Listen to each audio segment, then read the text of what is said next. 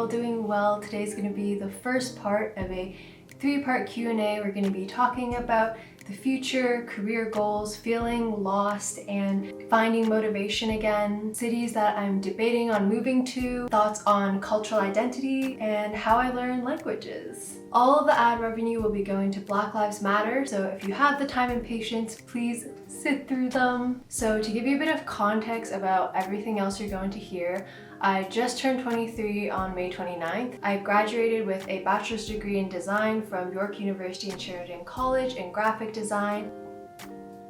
I think I started off liking the program, but in my 3rd year I went on exchange to Bauhaus in Germany and it totally shifted my perspective of design. It was way more experimental and open-ended, and the style of everyone's work was never like commercial or corporate, which is what you see in my design program YCN. But then if that's the path you want to go into, it does a great job of preparing you for that. Definitely depends on the week. I'm either feeling really good about life, chilling in the garden, tending to my compost worms. Meet Bobby. He likes to chill with his friends and eat dirt. Or I'm going to bed at 4, waking up past noon and just feeling a lot of existential dread. So yeah, it depends. Graduating during COVID felt super weird because our grad show got canceled and everything came to such an abrupt halt. It gave me a lot of time to think and reflect on whether this career path is even right for me. To be quite honest, right now I don't think so. I've definitely been feeling the pressure to get a design office job, 9 to 5, branding or UX for that stability, because that's what society tells you. They want you to make money so you can buy a house or a car or clothes or all the shit that when I really sit down and push away the voices that are not mine, I realize I don't really give a fuck about those things. So it's like, what do I want to do? I feel like this is the first time in my life where I'm sitting down and really thinking about like, what is it that I want? Because a lot of my decisions before were always driven by like what society validated, what made you seem intelligent, what would make you the most money, like hence why I like applied to all business schools aside from this design one, and like thank God I didn't go into business. Lots of questions about my dreams, career goals, where I see myself 10 years down the line. I don't even know where I see myself in 5 months. So I honestly don't have any like set concrete career goals because I feel like there's so many things I'm interested in. I don't know if there's like one job that is it for me. I'm also someone who really likes to start my own ventures. I don't want to be like, I want to be an entrepreneur. I just want to do something for myself that I feel passionate about or with my friends. I need to remind myself to be patient and that time will come. All the pieces will fall together when the time is right, so it's really just a matter of patience. Abstract goals that I have: I want to be able to help other people, want to have my own vegetable garden one day, and I just want to live like multiple lives in this lifetime. A lot of people, they do one thing their whole life. I want to be able to just like live a bunch of lives in this one. Do a whole bunch of things. Live in multiple different ways, different cities, different countries. And that leads us to our next question. Where you want to move to after school? Been thinking about that a lot, especially because last month I had to renew my lease in Toronto. I was not sure if I wanted to stay here or not, but because of COVID, like, where else are you gonna go, you know? So I extended it by just 4 months. I should be here till the end of December, but I might also tap out and leave in August. Maybe move back to Europe, to Berlin. I don't know. I feel like if I moved there, I would have to like apply for a design studio, and my German is actually shit. So I've been thinking a lot about moving to China. Most likely the next place I'll be moving to is probably Montreal, just because I love how chill and affordable the city is. The way people live is just so relaxed. It's not all about that hustle grind culture. I think if I went there, I'd probably continue with YouTube, apply to some modeling agencies, and maybe do graphic design part-time or full-time if I feel like it. There's a lot of nice studios there. How do you learn languages? What languages do you speak? Lately, I've actually been trying to beef up my French skills. I've done 3 trial classes of Lingoda the past weekend, and they have been seriously so fun. I'm 100% going to be doing their language super sprint. If you don't know what Lingoda is, they do online classes. You can take them anywhere in the world. They have tons of different topics of classes that you can choose. They also do German classes, French classes, English, and business English. It's basically free money, okay? If you complete the super sprint, which is 30 classes a month for 3 months, you get a full refund, all your money back. If you do the regular sprint, which is 15 classes a month for 3 months, you get 50% of your money back. I actually asked them if they wanted to sponsor a video so that we could do this sprint together. They gave me a code for us to get a discount, so very excited about that. I have some friends who were gonna do the German sprint and one who's gonna do the Spanish one, so I want to make like multiple Facebook groups so that we can join them, share movies that we're watching, good YouTube channels, and any other resource that we can find to help each other out and like encourage each other through the sprint challenge. I actually love learning languages, it's so fun, but I hate doing grammar sheets and I hate homework, neither of which Lingoda has. Well, actually there is homework that you can do if you want, but I don't. I think the speaking is just like already amazing practice, and then I'll just watch YouTube videos afterwards to supplement it. The sprint starts on July 1st. They just reopened their registration time until the 26th, so please sign up with me so we can do the sprint together and like share cool French films and just have like a little language club. That's so cute. You can choose whatever teacher you want, whatever topic class you want to choose, and legit, this was the first time that I had a non-white French teacher, and honestly, I'm really happy to see some diversity on the website. If you have any questions or you want to join the Facebook group, please DM me on Instagram and we can become language study buddies, or if you're doing a different language, we'll find you a study buddy. Putting quarantine to good use. I will be fully prepped for Montreal, for Paris, for any other francophone country in the world. Other languages I speak: English, Chinese, just 普通话 is my mother tongue actually, even though it's way worse than my English because I came to Canada when I was 3. But I have been thinking about moving back to China. There's just this really strong desire. I don't know if it's because I've been watching a lot of Chinese dramas or 李子柒 that makes me really want to go back to China. I just realized, like, growing up in a very white suburban city, I think I unconsciously repressed a lot of my cultural identity in order to like fit in and not be bullied. I just really want to experience what it's like to live in China, explore more of like the traditions there with like Chinese medicine, calligraphy, ceramics. I don't really have a lot of interest in going to bigger cities like Beijing or Shanghai that basically just represents a very Western ideal of like modernized cities. I want to go into the nature, you know, like into the forest, the fields. I want to be able to read and write Chinese fluently. That would just open up a whole new realm of the internet. That's the amazing thing about learning a new language. You're so open to an entirely new world, a new culture with its own ways of thinking. I've also been super interested in Taoism, Qigong, Feng Shui, all of these traditional Chinese ways of thinking, of life, that I feel like really take into account nature and like our natural cycles of being that I feel very disconnected to living in the city. Just the more I learn about these philosophies, the more I feel like they align to who I am, what I'm looking for in my life, the purpose that I'm looking for. And I just have a feeling that I'll find my purpose there. And it almost sounds kind of cheesy, I know, but like, I just feel it. I just feel something inside me that's really telling me to go back. I was talking about this with one of my friends from Montreal, David Song, who also is born in China but grew up in a very white Quebecois community. I was saying how it's just a country that feels so familiar and like nostalgic, yet also foreign to me.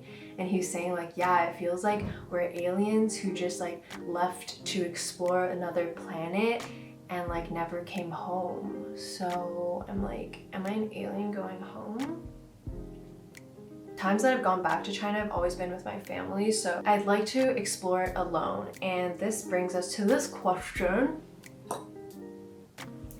Yes, I cannot recommend it enough to travel by yourself. You will build so much confidence. You'll feel so free away from all of the pressure or expectations that other people who already know you have of you. I find on my solo trips, there's always so many moments where I can be quiet with myself, really tune in and listen to my internal thoughts, which a lot of times get very drowned out by the noise in this modern world. So if you have the means to do it, or if you can save up the money to do it, please travel solo. It will seriously be amazing. You'll come into contact with a lot of situations and maybe like obstacles that you'll have to learn to overcome, and through these challenges you'll gain so much more confidence about yourself. How do you overcome hard times and gain motivation?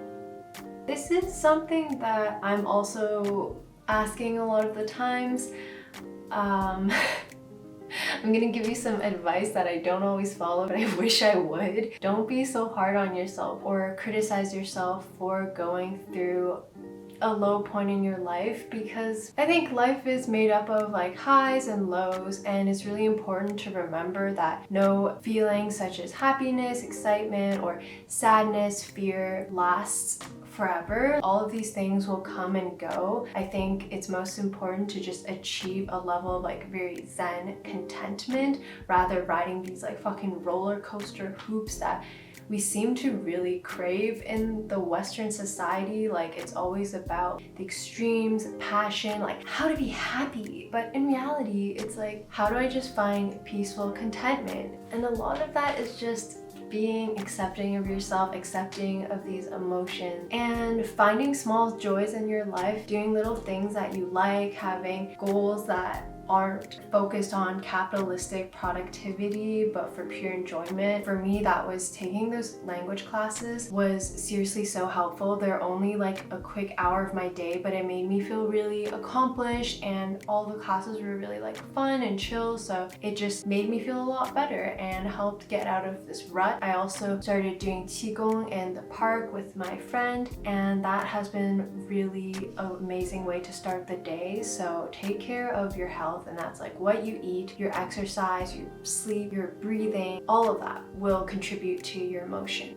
This is just some basic advice. I do not know the severity of what you're going through, but also feel comfortable reaching out for help if you need to talk to a counselor or therapist, or opening up to friends or family. I think for me, when I'm going through a rough time, there's an underlying problem or fear or just anxiety that I'm like not fully addressing. I felt a lot of that like the months ago, where I felt like a lot of pressure to subscribe to the I guess the standard way of living. That like works great for a lot of people. A lot of my friends love that, but I think for me, I just knew in my heart that it's not something I want to do. So I felt a lot of like tension and stress in my body. Coming to terms with it, which is something I'm still doing, is really helpful and has made it a lot easier for me to just like relax and take life a day at a time. Okay, the other night I could not fall asleep, and I was like, oh, maybe I should check the app, The Pattern. I literally never opened this app. I only got it because my friends told me to. They take your astrological information. They go really in depth with it, but they never talk about like zodiac signs or anything. So it's basically like astrology for non-believers. So you have like your profile, they break down like your instincts, growth, challenges, and they also have like cycles for like how long this thing is going to be taking place. The thing that was being brought to my attention when I first opened the app was my destiny, and my destiny is called Open Your Heart and Be of Service. which was crazy because a lot of my struggle with feeling like graphic design is not necessarily like my life goal or dream. I just feel like I'm directly contributing to like consumerism and like encouraging materialistic behavior because I'm just like making a product look prettier so more people buy it, or it could be for a digital product, and it doesn't fulfill me in a very spiritual way. Reading this seriously put a lot of my worries and struggles into like a very succinct explanation, and I'm not gonna lie, it was really helpful. So if you're going through a rough time, like maybe try a astrology app.